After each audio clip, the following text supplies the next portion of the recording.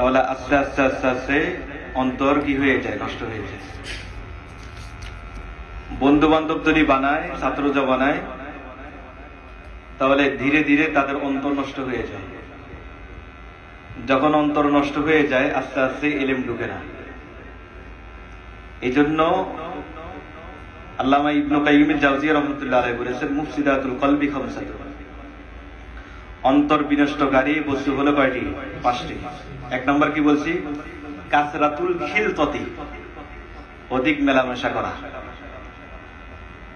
বুঝছো তো বিষয়টা? 2 নম্বর হলো ওয়াল ইসরাফু ফি তাআম, খাবারে কি করা? অপচয় করা। এখন তো বর্তমান দেখা যায় খাবারে অপচয় যথেষ্ট হচ্ছে। এই অপচয় আমাদের অন্তর নষ্ট করে দিচ্ছে, সেটাতে আমরা খবর পাই না। এই বিষয়গুলো আমাদের খেয়াল রাখতে হবে। আর একটা হলো কাসরাতুন নাওম, অধিক কি করা? ঘুমানো। অধিক ঘুমাইলে মানুষের অন্তর নষ্ট হয়ে যায়। আমাদের ভেতরে এটা আছে, যথেষ্ট পরিমাণে আছে। সকালেও ঘুমায়, দুপুরেও ঘুমায়, রাতেও ঘুমায়, ফজরের আগেও ঘুমায়, ফজরের মধ্যেও ঘুমায়, নামাজেও ঘুমায়। 24টা ঘন্টা খালি আমাদের ঘুম।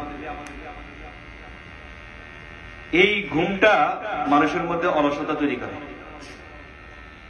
কাজের যে উদ্দীপনা আছে সেটাও কি হয়ে যায়? দূর হয়ে যায়, এটা থাকে না। একদিকে অলসতা দূর করে, অলসতা সৃষ্টি করে, আর একটা হলো কাজের উদ্দীপনা কি করে? দূর করে দেয়, নষ্ট করে দেয়। এই কারণে ঘুম কম যেতে হবে। এই বিষয়টার প্রতি আমরা কোনো কি গুরুত্ব দিচ্ছি না। তাহলে 1 নম্বর কি বলেছি? কাসরাতুল খিলতাতি, মানে মানুষের সাথে অধিক মেলামেশা করা, সাথীদের সাথে, যাত্রার সাথে কি করে? অধিক মেশা। এরপরে 2 নম্বর বলছি যে ওয়াল ইসরাফু ফি তাআম, খাবারে অপচয় করা, এটা না জায়েজ। এটার দ্বারা কলব কি হয়? নষ্ট হয়ে যায়। 3 নম্বর বলেছিলাম কি? কাসরাতুন নাওম। 4 নম্বর ওয়াত তাআল্লুকু বিগাইরিল্লাহ, গায়রুল্লাহর সাথে সম্পর্ক রাখা। গায়রুল্লাহর সাথে সম্পর্ক রাখলে কলব নষ্ট হয়। প্রেমিকার সাথে সম্পর্ক রাখলে কলব ঠিক থাকবে না, বরং কলব নষ্ট হতে হতে সবকিছু যাবে। এই কারণে কোনো বন্ধু বানানো যাবে না, আবার কি কোনো প্রেমিকাও বানানো যাবে না। আবার নাজায়েজ তাআল্লুক যেটা আছে এটাকে ইশকে মাজাজি বলে। আমাদের পরিভাষায়, আকাবেরে দেওবন্দের পরিভাষায় কি বলে? ইশকে মাজাজি। ইশকে মাজাজি এটা তো খুবই খারাপ জিনিস। এই জন্য ইশকে মাজাজি থেকে দূরে দেখতে হবে। ইশকে মাজাজি মানে হলো ছোট জামাতের ছেলে বড় জামাতের সাথে কুসম্পর্ক রাখা, অথবা বড় জামাতের ছেলে ছোট জামাতের ছেলেদের সাথে কি কুসম্পর্ক রাখা, অথবা সমবয়সী একে অপরের সাথে কুসম্পর্ক রাখা। এটাকে বলা হয় কি রে? হ্যাঁ, ইশকে মাজাজি। হাকিমুল উম্মাত আশরাফ আলী থানভী রাহমাতুল্লাহ লিখেছেন, এর শেষ পরিণামটা কি? শেষ পরিণতি হলো এটা যে তারা শেষ পর্যন্ত কুকর্মে লিপ্ত হয়ে একে অপরে বিচ্ছিন্ন হয়ে যাবে। আলহামদুলিল্লাহ আমরা তো ছাত্র জমানায় থেকে দেখতেছি যারা এই ধরনের ইশকে মাজাজির সাথে জড়িত হয়েছে, এলম তো গেছে গেছে, পাশাপাশি আবার কি হয়ে গেছে? আবার দুজনে বিচ্ছিন্ন হয়ে গেছে। পরে খুঁজে দেখলাম যে কারণটা কি। কারণ পাওয়া গেছে যে তাদের মধ্যে 2 নম্বরই হয়ে গেছে, এরপরে কি হয়ে গেছে? বিচ্ছিন্ন হয়ে গেছে। এই কারণে এই বিষয়গুলো আমাদের খেয়াল রাখতে হবে। 4 নম্বর কি বলছিলাম? ওয়া তাআল্লুকু বিগাইরিল্লাহি তাআলা। 5 নম্বর হলো ওয়া তামান্নি। 5 নম্বর হলো কি? ওয়া তামান্নি। তামান্নি হলো আশা আকাঙ্ক্ষা। মানুষ ছোট কিন্তু আশা আকাঙ্ক্ষা অনেক বড়। এক হাদিসের মধ্যে আছে যে মানুষের আশা আকাঙ্ক্ষা মানুষের হায়াতের চেয়ে বেশি। মানুষের হায়াতের চেয়ে কি বেশি? এত আশা আকাঙ্ক্ষা এগুলো পূরণ করতে করতে দেখা যায় তার হায়াতও থাকে না। এই জন্য বলতেছে বেশি আশা আকাঙ্ক্ষা করা যাবে না। এটাও অন্তর কি বিনষ্টকারী কি একটা বস্তু। তাহলে 1 নম্বর কি বলছি? কাসরাতুল খিলতা। 2 নম্বর বলছি আল ইসরাফু ফি তাআম। 3 নম্বর বলছি কি? কাসরাতুন নাওম। 4 নম্বর বলছে কি? আর তাআল্লুকু বিগাইরিল্লাহ। 5 নম্বর ওয়া তামান্নি, আশা আকাঙ্ক্ষা। এই 5টা বস্তু মানুষের অন্তরকে কি করে? ধ্বংস করে দেয়।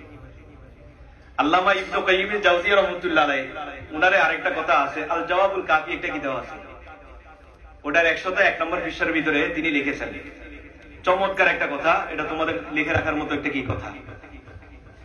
আল মাআসি তামহাকু বারাকাতাল উমরি, গুনাহ মানুষের জীবনের বরকত নষ্ট করে দেয়। আল মাআসি তামহাকু বারাকাতাল উমরি, মানুষের জীবনের কি বরকত নষ্ট করে দেয়। এই বিষয়টা খুবই গুরুত্বপূর্ণ। বরকত নষ্ট করে দেওয়ার অর্থ কি ভালো করে বোঝার দরকার আছে। বরকত নষ্ট হওয়ার দুইটা অর্থ করেছেন। এক নম্বর হলো হায়াত বৃদ্ধি হওয়া, আর একটা হলো হায়াত কম তবে কাজ বেশি হবে। যেমনটা আমাদের আব্দুল হাই লখনবী রহমতুল্লাহ আলাইহি, তিনি হায়াত পেয়েছেন কারো কারো বর্ণনায় 39 বছর, কারো কারো বর্ণনা কি 40 বছর। যেটাই হোক 40-এর উপরে না, এই 40-এর ভিতরে সীমাবদ্ধ। 40 বছরে এত কিতাব লিখে গেছেন, আকাবের দেবন এই কথা স্বীকার করতে বাধ্য হয়েছে যে তিনি যদি এই সমস্ত বিষয়ে কলম না ধরতেন তাহলে আমাদের কলম ধরার সাহস হতো না। মানে এমনটা করেছেন। তাহলে হায়াত পেয়েছেন মাত্র 40 বছর, কিন্তু কাজ করেছেন কি বেশি। হাকিমুল উম্মাহ আশরাফ আলী থানভী রাহমাতুল্লাহ হায়াত কতই পেয়েছেন, কিন্তু হাজারের অধিক কিতাব লিখেছেন। কারণ কি গুনাহ থেকে মুক্ত, গুনাহ থেকে মুক্ত থাকার কারণে এটা হয়েছে। তাহলে এক নাম্বার গুনাহ কি নষ্ট করে, তামহাকু বারাকাতাল উমরি। দুই নাম্বার ওয়া বারাকাতার রিজকি, ওয়া বারাকাতার রিজকি, রিজিকের বরকত নষ্ট করে দেয়। রিজিকের মধ্যে আর কি থাকে না, বরকত থাকে না, একদম বরকত নষ্ট হয়ে যায়। আমরা তো আলহামদুলিল্লাহ দেখা যায় পকেটে টাকা দিলে অনেকটা বরকত হয়, কিন্তু অনেকে আছে এই পকেটে ঢুকায় আর পকেটে শেষ হয়ে যায়। মাস শেষে দেখা যায় ওনার অনেকগুলো খরচ হয়ে গেছে। এটা হলো বরকত নষ্ট হওয়ার কি মূল কারণটা হলো কি গুনাহ। এরপরে আসো ওয়া বারাকাতার, এক নাম্বার কি বলছি বারাকাতার উমরি, আর দ্বিতীয় নম্বর বলছি কি রে রিজকি। এরপরে আসো ওয়া বারাকাতাল ইলমি, ওয়া বারাকাতাল ইলমি, ইলমের বরকত নষ্ট করে দেয়। ইলমের বরকত কি নষ্ট করে দেয়, ইলমের বরকত থাকে না। যখন গুনাহ করতে থাকে, আব্দুল্লাহ ইবনে মাসউদ রাদিয়াল্লাহু তাআলা তিনি বলেছেন, যখন বান্দা একটা গুনাহ করে তার থেকে একটা ইলম চলে যায়। এক জায়গায় বলেছেন যে বান্দা যখন নাকি একটা কি করে আমল, একটা গুনাহ করে, তখন একটা কি ইলম চলে যায়। এই কারণে গুনাহর মাধ্যমে ইলমের বরকত চলে যায়। এমনকি গুনাহর মাধ্যমে ইলম ভুলেও যায়, ইলম কি ভুলেও যায়। এই বিষয়টা আমাদের খেয়াল রাখতে হবে। এরপরে আসো ওয়া বারাকাতাল আমলি, আমলের বরকত নষ্ট করে দেয়। আমলের বরকত কি নষ্ট করে দেয়, আমাদের এটা মনে রাখতে হবে। তাহলে গুনাহ এক নাম্বার কি বলছি হায়াতের বরকত নষ্ট করে দেয়, দ্বিতীয় নম্বর হচ্ছে রিজিকের বরকত নষ্ট করে দেয়, তিন নম্বর ইলমের বরকত নষ্ট করে দেয়, চার নম্বর কি আমলের বরকত, পাঁচ নম্বর ওয়া বারাকাতুত তাআতি, ওয়া বারাকাতুত তাআতি অর্থাৎ ইবাদতের বরকত নষ্ট করে দেয়, নেক আমলের বরকত নষ্ট করে দেয়। ইবাদত বলি করলেও বরকত হয় না তেমন, কিন্তু দেখা যায় গুনাহ মুক্ত আমল করে এর ইবাদতে বরকত হয়। কারণ কি আমাদের বুজুর্গানে কেরাম একটা উদাহরণ দিয়েছেন, ভাই তুমি একটা পাত্র নিয়েছো, পাত্র নেওয়ার পরে নিচে দিয়ে ফুটো করে দিয়েছো, ছিদ্র করে দিয়েছো, তাহলে ওখানে যদি পানি নাও বা অন্য কিছু নাও, তাহলে এই পাত্রের ফুটো দিয়ে ছিদ্র দিয়ে পড়ে যাবে, সবকিছু থাকবে না কিছু। তো বলতেছে তুমি নেক আমল যতই করো, গুনাহ যত বেশি করবা এটা ছিদ্র করে ফেলবে, পরে দেখা যাবে কোনো কিছুই পাওয়া যাবে না। এই কারণে আমরা এই সমস্ত বিষয়গুলো থেকে আমরা কি থাকবো, দূরে থাকবো।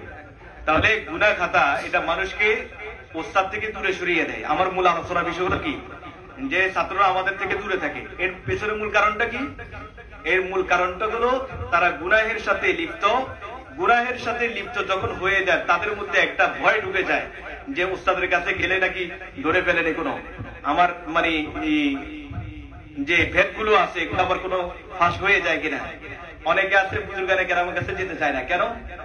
ওই গুনাহ করেছে একটা ভয় ঢুকে গেছে, যার কারণে সেই বুজুর্গানে কেরামের সুবতে যেতে পারে না। তাহলে গুনাহের ক্ষতির মধ্যে একটা ক্ষতি এটাও আছে যে বড়দের সুবতে যাওয়ার সুযোগ হয় না, এরপরে আমাদের আসাদের কেরামের সুবতে যাওয়ার কি হয় না, সুযোগ হয় না। কাজে আমরা আজকে থেকে সকলে ওয়াদা করিনি যে আমরা গুনাহ বর্জন করব, তাহলে আমরা এই সমস্ত কি এই ক্ষতিগুলো থেকে আমরা কি বাঁচতে পারবো। এক নম্বর বলছি যে কি, হ্যাঁ কি বলছি, বারাকাতাল উমর, এটা শেষ। 2 নম্বর কি বলছি বারাকাতুর রিজক, এটাও শেষ হয়ে যাবে। 3 নম্বর বলছি কি বারাকাতুল ইলম, এটাও কি শেষ হয়ে যাবে। 4 নম্বর বলছি বারাকাতুল আমল, এটাও কি শেষ হয়ে যাবে।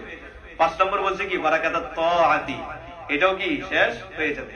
কাজেই আল্লাহ তাআলা আমাদের সকলকে এই কয়েকটা বিষয় যে উল্লেখ করেছি এগুলোর উপর আমল করার তৌফিক দান করুন। সর্বশেষ একটা কথা বলি, আল্লামা ইমাম নবী রাহমাতুল্লাহ আলাইহি তিনি একটা কিতাব লিখেছেন তাহযিবুল আসমাই ওয়াল লুগাত। এই কিতাবের 1 নম্বর খণ্ডের 11 নম্বর পৃষ্ঠার ভিতরে তিনি একটা কথা লিখেছেন, ইন্নাকুম আইম্মাতুনা ওয়া আসলাফুনা কাল ওয়ালিদাইন। ইন্নাকুম আইম্মাতুনা ওয়া আসলাফুনা কাল ওয়ালিদাইন। তারা বলেন আমাদের নেতা, তারা বলেন আমাদের পূর্বসূরি। কেমন কেমন পূর্বসূরি, কেমন নেতা? কাল ওয়ালিদাইন, মাতা পিতার মতো। কিসের মতো ভাই? মাতা পিতার মতো। তাহলে এটা আমাদের বুঝতে হবে যে আমরা যারা তোমাদের মসনদে বসেছি, আমরা তোমাদের জন্য এখন নেতা সমতুল্য, আমরা তোমাদের জন্য পূর্বসূরি কি সমতুল্য। কাজেই এখন তোমরা যদি আমাদের সাথে এই ধরনের এলোমেলো কোনো খারাপ আচরণ করো, এটা তোমাদের জন্য ক্ষতিকর হবে। এটাই নেতা। এই জন্য আমরা এই বিষয়ের প্রতি খেয়াল রাখবো।